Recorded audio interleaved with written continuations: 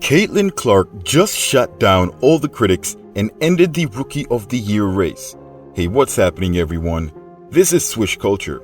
After a throwdown with Angel Reese, who unfortunately went down with a season-ending injury, WNBA bets on Rookie of the Year stakes are already being paid out even before the official results. We're going to take a look at Caitlin Clark's rookie season and see just how good she is. Before that, however, don't forget to like the video and subscribe to Swish Culture for the most analytical and entertaining NBA content on the planet. Now get ready. You're about to get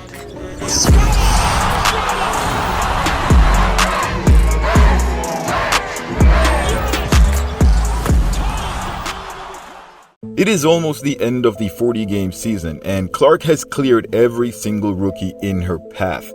Not that anyone's surprised considering she was the first overall pick, but this was an award she clearly earned.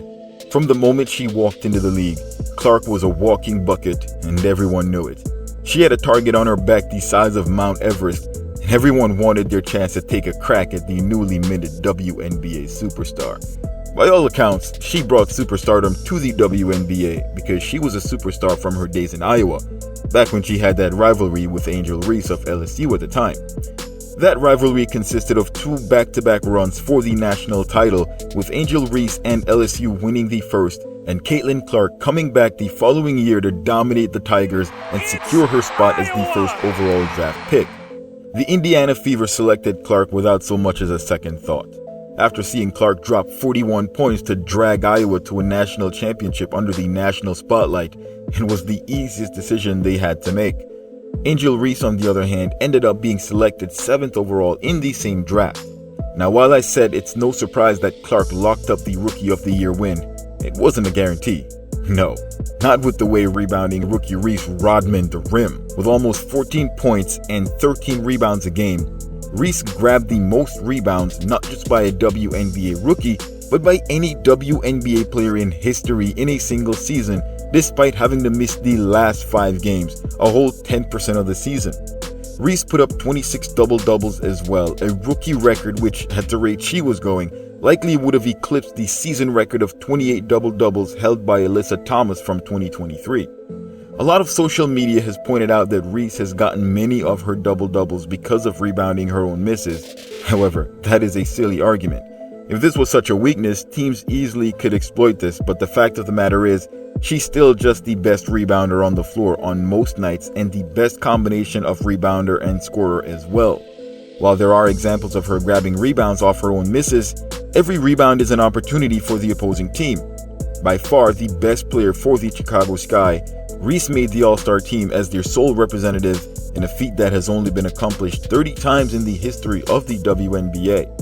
Considering the league just finished its 30th season, that's an average of 1 rookie per year, with 7 of those coming in the inaugural season. That means Angel Reese would have easily won Rookie of the Year in many other WNBA seasons. Reese recently had a wrist injury, however, a hairline crack that ended her season.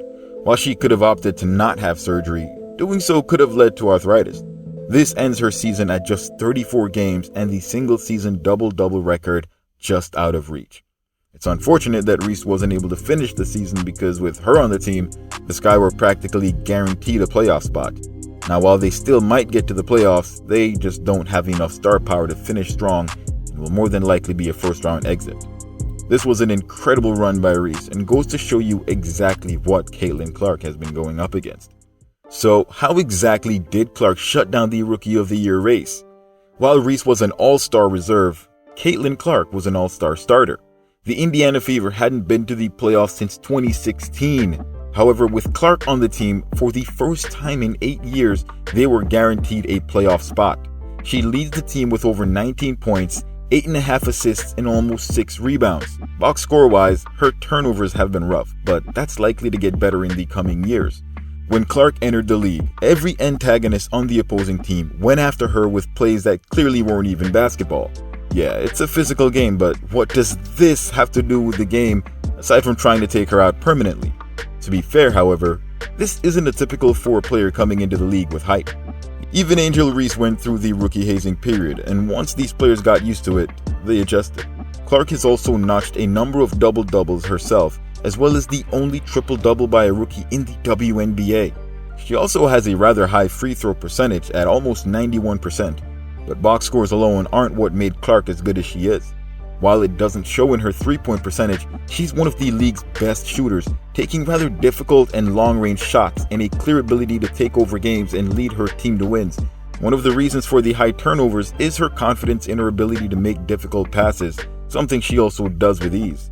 The riskier the passes, the more likely it is that you will turn the ball over, and for Clark coming to a new league with more talented players, she's been able to establish a rather high floor and clearly will only get better over time.